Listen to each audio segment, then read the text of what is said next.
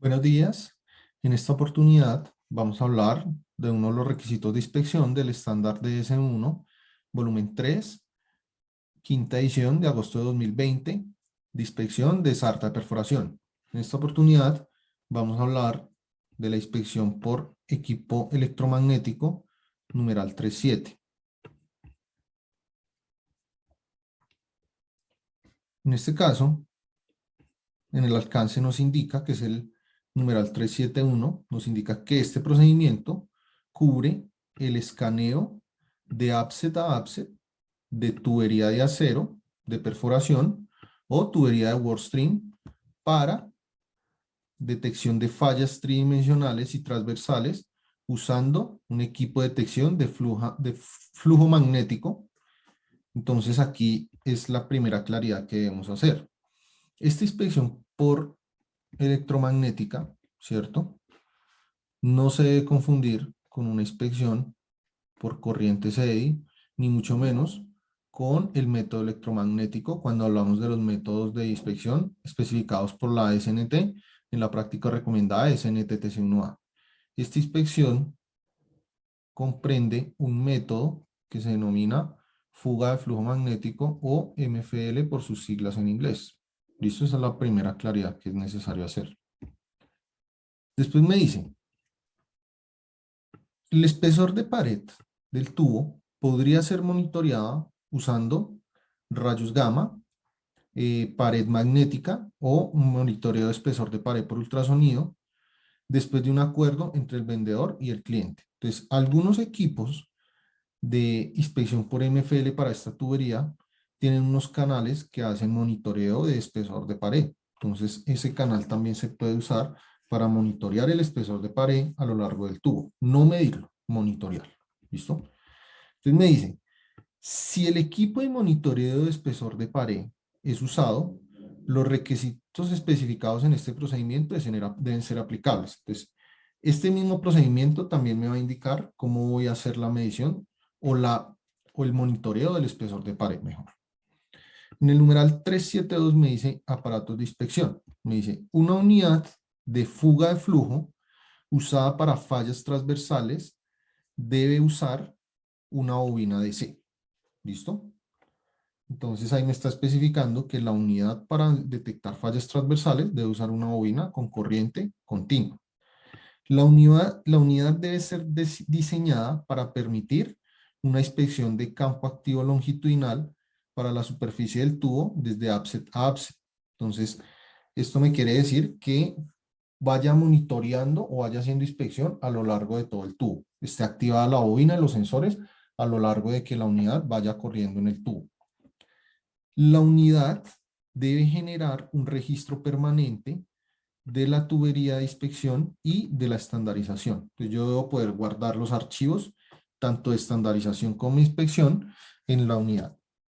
Por lo general, estas unidades incorporan un computador portátil y en el computador portátil es donde se va guardando esta información. Después en el numeral 373 me dice preparación. Toda la tubería debe ser secuencialmente numerada para que se pueda identificar después los registros. Todas las superficies de offset a offset deben ser limpiadas a un grado en el que la superficie del metal sea visible y no esté pegajosa al tacto. ¿Listo? Entonces es bien importante ahí el tema de la limpieza.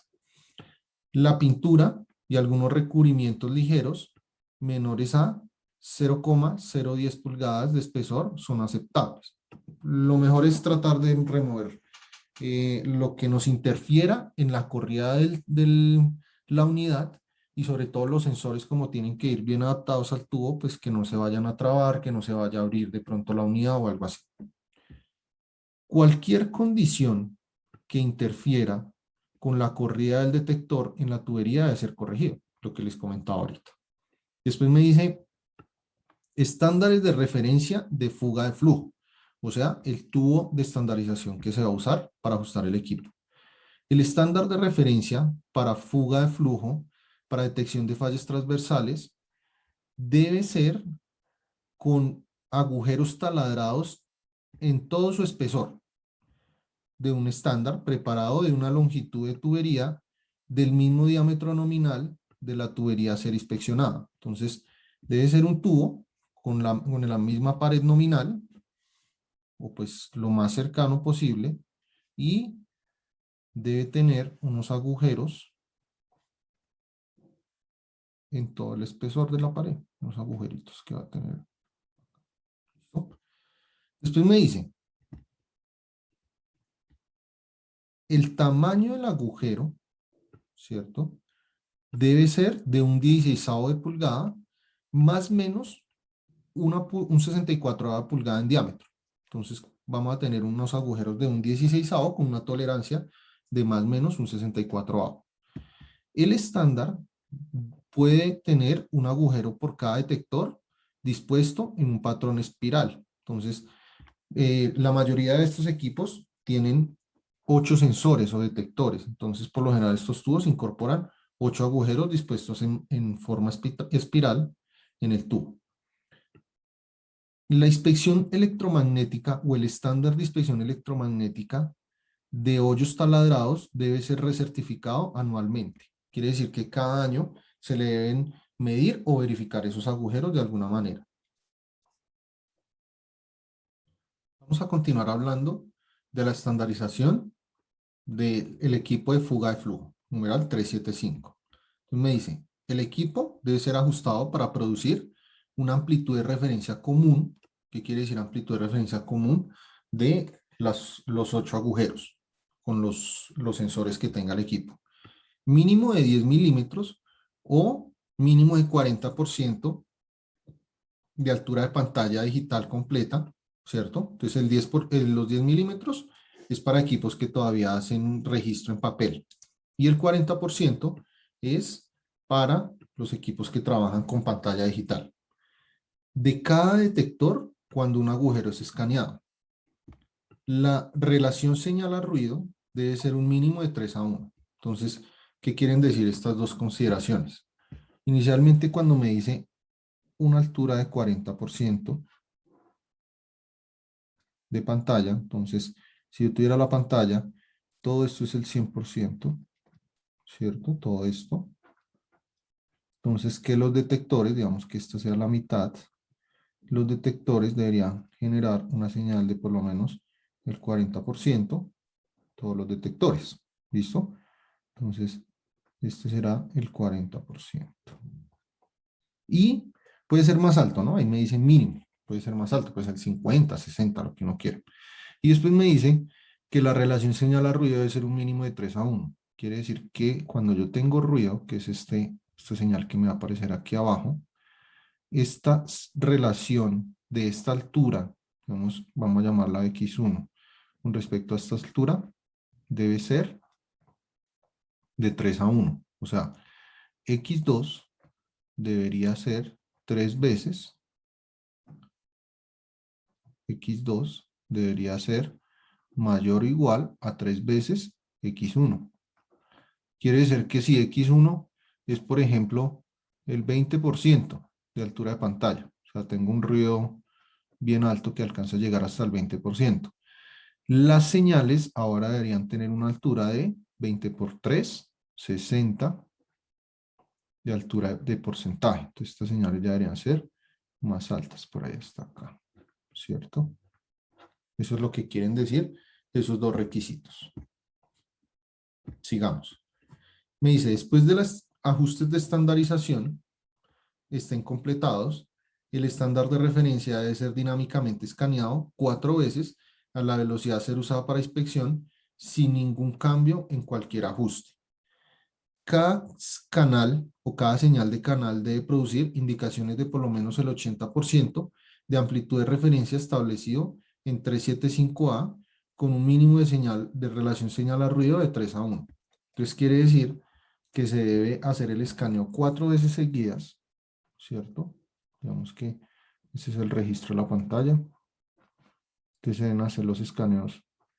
Este es un escaneo, otro escaneo, y faltaría el otro, ¿cierto? Y digamos que la altura de referencia debe ser mínimo el 80% de esta altura que se hizo en este requisito. O sea, que si en este caso la altura que se estableció fue del 40%, ¿cierto? Entonces la altura mínima debería ser del 32% de las 4 mediciones de los canales. ¿Listo? Bien, seguimos. Me dice, los detectores deben ser del tamaño para la tubería ser inspeccionada y deben correr en la superficie de la tubería sin ninguna abertura visible. Quiere decir que si yo voy a inspeccionar una tubería de 5 pulgadas, pues necesitaré un buggy o un corredor, una unidad donde están los sensores de 5 pulgadas, no de 5,5, porque debe, digamos, no debe haber abertura visible, porque los sensores deben estar pegados al tubo.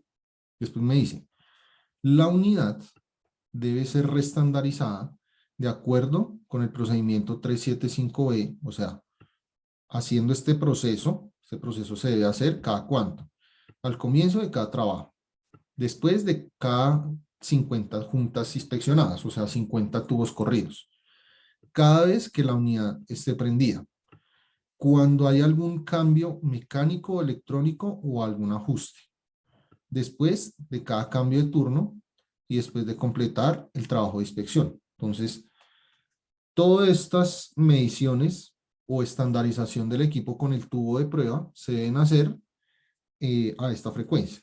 Después me dice, la reestandarización debe ser realizada antes de realizar ajustes a el amperaje de la bobina DC. Las funciones de calibración automática deben ser apagadas durante la reestandarización. Y aquí me dice, si las estandarizaciones, si la exactitud de la estandarización previa no puede ser verificada, toda la tubería corrida desde la última estandarización verificada debe ser reinspeccionada después de corregir la estandarización. Y la corrida de estandarización debe aparecer en secuencia apropiada, digamos que en los registros de producción. Entonces, ¿qué sucede? Que en algunos casos, digamos, la bobina a lo largo del uso se va calentando, ¿cierto? Y si se va calentando, pues la corriente va bajando un poco. Entonces, es necesario después de 50 tubos, otra vez correr el tubo y digamos que si, si se hace un ajuste, pues se debería correr tubería si se requiere un ajuste. ¿Listo? Después dice, requisitos del equipo espesor de pared, numeral 376. El equipo de monitoreo de pared podría ser usado después de un acuerdo entre el vendedor y el cliente. Los siguientes requisitos de espesor de pared o el estándar de espesor de pared y la estandarización deben ser aplicables. Entonces me dice, estándar de referencia para espesor de pared. El estándar de espesor de pared debe ser hecho de un material con propiedades acústicas similares del mismo diámetro y la misma pared nominal del tubo a ser inspeccionado. ¿Listo? Entonces, aquí me habla de las mismas propiedades acústicas. En realidad es que sea un tubo más que sea de acero. ¿Listo? De un acero, pues, similar al acero que se va a inspeccionar. El estándar debe tener 2 espesores conocidos dentro de el 80 al 100% del espesor nominal de pared. ¿Listo? Y deben diferir más de 5% del espesor nominal de pared. ¿Listo? Entonces, vemos que otra vez hagamos el ejemplo. Vamos a tener un espesor de pared de 250 milésimas de pulgada. ¿Listo? Entonces, el espesor, los dos espesores deben estar entre el 80 y el 100% de este espesor. Entonces, vamos a calcular el 80%. Serían 200. Entonces, debería estar entre 200 y 250, los dos espesores de la tubería o del tubo de referencia. Y que deben variar más del 5% de espesor de pared. Entonces, ¿cuánto es el 5% de espesor de pared? Vamos a calcularlo.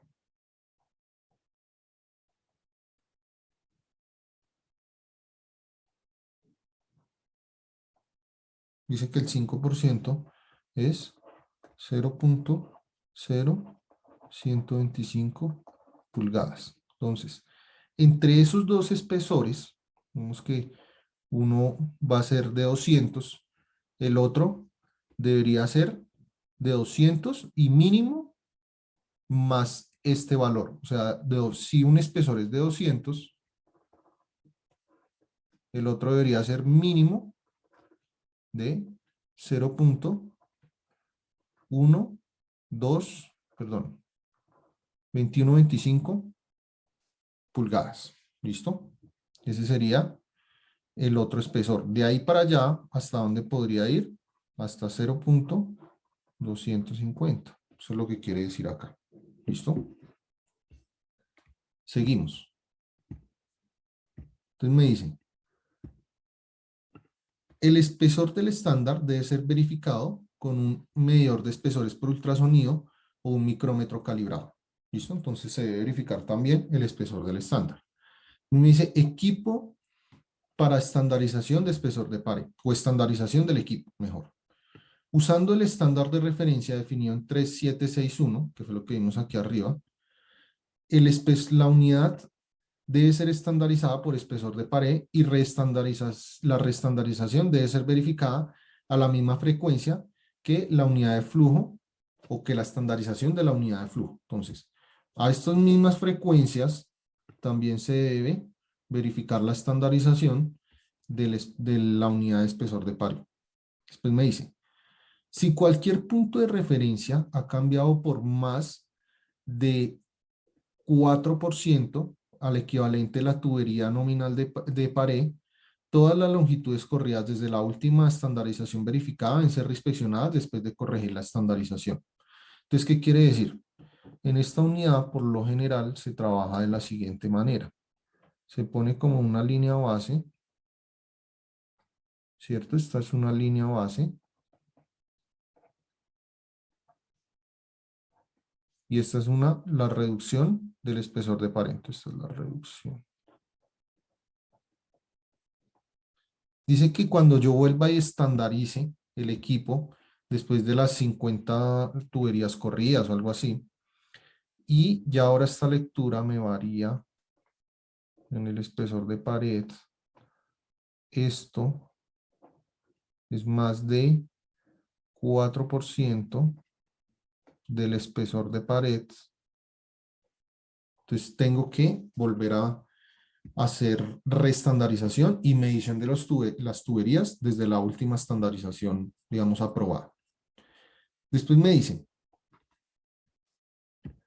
la linealidad de la unidad de espesor de pared debe ser demostrada midiendo el espesor de pared conocido en el modo dinámico y si está disponible en el modo estático. La unidad debe tener un punto de referencia que represente el espesor mínimo aceptable, que era lo que les decía. Entonces, uno establece en el equipo el punto de reducción y uno dice, este punto de reducción va a ser el mínimo aceptable. Cuando empieza a correr las tuberías podemos tener algo así y vamos a saber que está aceptada o algo así. Pero si tenemos una tubería que tal vez tenga algo así, puede que toque hacer una investigación en ese punto. ¿Listo? Seguimos. Procedimiento de inspección numeral 377. La siguiente información debe ser registrada en el registro permanente de cada junta inspeccionada. El número de serie permanente o el número de identificación estampado en el metal. El final de donde la escaneo comienza, ya sea PIN o caja. Marca de las indicaciones que van a ser evaluadas. Entonces, eso debe quedar en el registro. ¿Listo? Cada longitud o tubería debe ser escaneada desde el APSET al APSET. En unidades EMI de buggy, ¿listo? El cabezal de inspección debe ser impulsado hacia el final de la tubería más cercana dentro de los detectores de inicio y después girado alrededor para cumplir la longitud completa en la junta del tubo. Entonces, ¿qué quiere decir? Ahí es cuando se habla de la famosa llegada, que primero se corre el buggy hacia la junta más cercana y después se corre hasta el otro tubo, hasta la otra junta, perdón. Después me dice, el cabezal de inspección podría ser retrocedido hacia el offset si se puede demostrar durante la estandarización que el sistema tiene la misma sensibilidad mientras escanea en las direcciones frontal y reversa y si los detectores son ubicados centralmente dentro del cabezal de inspección. Entonces, si en la tubería de estandarización se puede demostrar que la unidad de inspección tiene la misma sensibilidad hacia adelante y hacia atrás, cuando se escanean los agujeros, pues se podría hacer el proceso sin la llegada.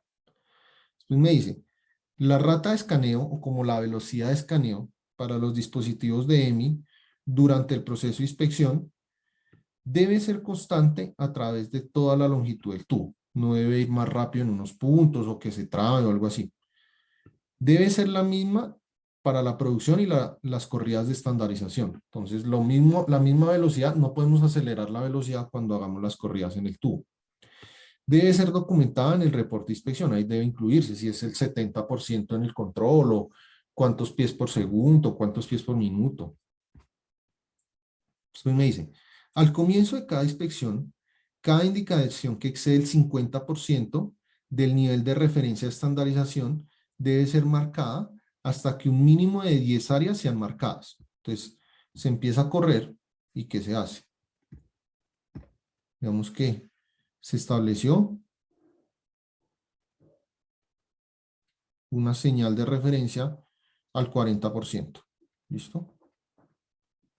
En la estandarización. Entonces se dijo que este es el nivel de referencia.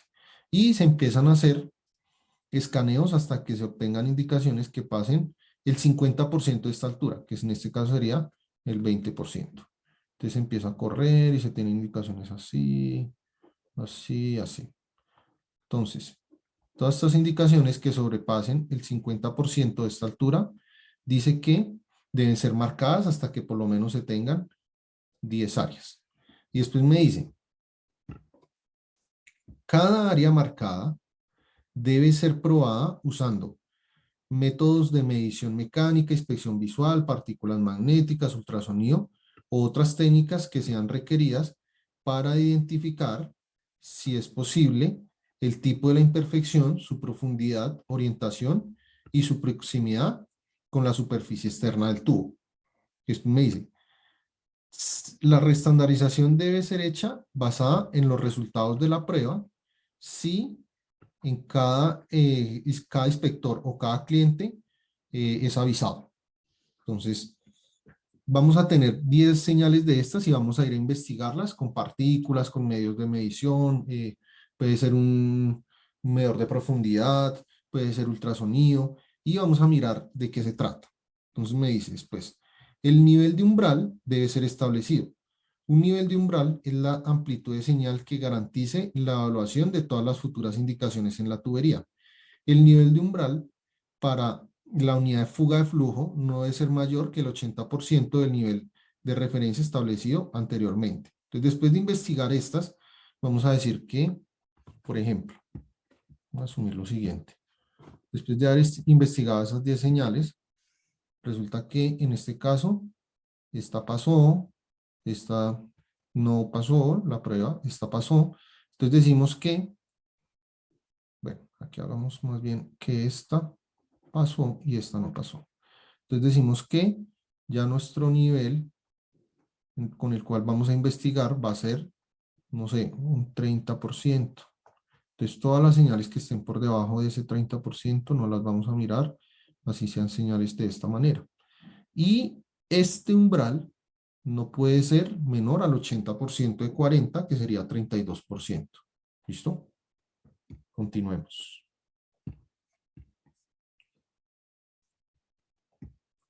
Entonces decimos, el nivel de umbral para la unidad de espesor de pared debe representar el 85% de un espesor de pared nuevo nominal. El operador debe notar cualquier cambio en la respuesta de la señal o la condición del tubo que podría requerir ajustes o reestandarización. El nivel de umbral debe ser registrado en el registro permanente. ¿Listo? Entonces, el nivel de umbral bajo el cual se va a hacer investigación es el 85% de la pared nueva nominal. Entonces, eso se ajusta en la línea base que habíamos hablado anteriormente. En las juntas remanentes, la prueba va a ser requerida cuando una indicación es mayor que el nivel de umbral establecido para la unidad de fuga de flujo. Si en el equipo de monitoreo de espesor de pared es utilizado, la prueba también es requerida cuando una indicación es menor que el umbral seteado o ajustado para el equipo de espesor de pared. O sea, este que vimos acá del 85% de espesor nuevo nominal de pared. Los resultados de la evaluación deben ser registrados en un registro de inspección de prueba. Criterios de aceptación y rechazo deben ser claramente notados en la inspección, en el reporte de inspección para cada ubicación sospechada.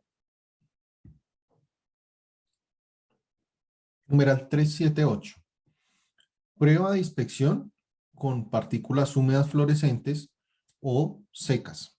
Entonces me dice, si el método de prueba es aceptable, perdón, este método de prueba solamente es aceptable para probar indicaciones que rompan la superficie externa en tubería ferromagnética. ¿Listo? Solamente va a servir para indicaciones que se vean que son en la superficie, no en el ID. Después me dice, para partículas magnéticas húmedas fluorescentes y secas, los aparatos de inspección, preparación y procedimiento deben ser conforme a los requisitos de 392, 393 y 394 de AAD respectivamente, exceptuando en el área a ser limpiada e inspeccionada debe incluir el área sospechada y el área subyacente o alrededor no menor a 6 pulgadas desde la ubicación sospechada. ¿Listo? Entonces, para los requisitos de equipo, de preparación y el mismo procedimiento de inspección se deben verificar estos numerales. Después me dice, para el método de partículas visibles húmedas, los aparatos de inspección, preparación y procedimiento deben ser conforme a los requisitos de 392, 393 y 394 AD, que son los mismos de acá, respectivamente, exceptuando, como está anotado abajo, que el área a ser limpiada e inspeccionada va a incluir el área sospechada y alrededor no menor a 6 pulgadas desde la ubicación sospechada. Después me dice, la concentración del baño debe estar en un rango entre 1.2 a 2.4 mililitros para partículas en una muestra de 100 mililitros usando un tubo centrífugo de 100 mililitros. Después me dice, magnetización con yoke AC. Mantener un campo magnético activo durante la aplicación de las partículas, o sea, la técnica continua. ¿Listo? Y después me dice criterios de aceptación. La tubería con imperfecciones o espesor de pared, si sea aplicable, que no cumple los requisitos de aceptación o los criterios de aceptación especificados en las tablas 351, 352 o 311.1 como sea aplicable y 361, 362 o 311.2 como sea aplicable, deben rechazados. Entonces yo me tengo que ir a esas tablas a verificar cuáles son los criterios.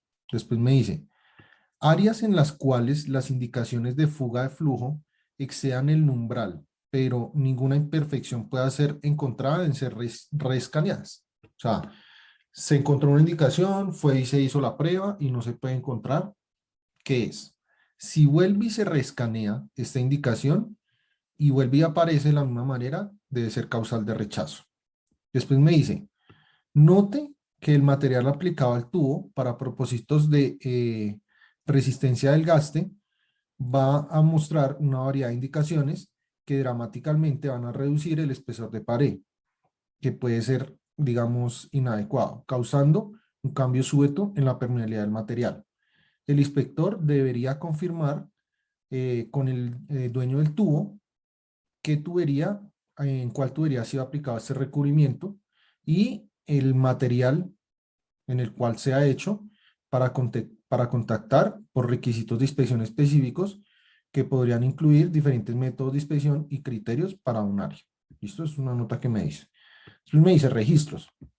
La retención de las cartas o de los datos electrónicos de todas las inspecciones y de las correas de estandarización debe ser mantenida por la compañía de inspección, ¿cierto?